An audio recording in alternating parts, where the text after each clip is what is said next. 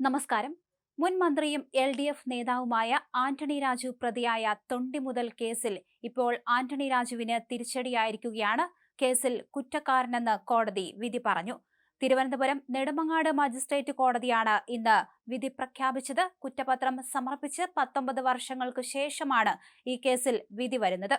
Antony രാജുവിനെതിരായ criminal നടപടികൾ റദ്ദാക്കിയ കേരള ഹൈക്കോടതി ഉത്തരവ് 2024 നവംബറിൽ സുപ്രീം കോടതി തള്ളി. 1 വർഷത്തിനു ശേഷമാണ് ഇപ്പോൾ വിധി വന്നിരിക്കുന്നത്.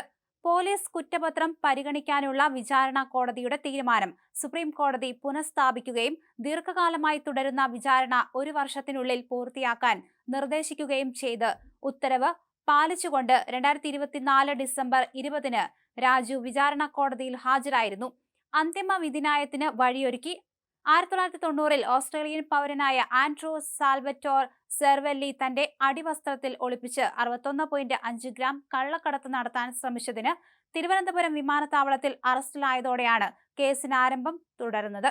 തുടർന്ന് വർഷങ്ങളോളം നടപടിയില്ലാത്ത നീണ്ടുപോയ ഈ കേസ് മാധ്യമങ്ങൾ വീണ്ടും ചർച്ചയാക്കിയതിനെ തുടർന്നാണ് നിയമ നടപടികൾ വേഗത്തിലായത്.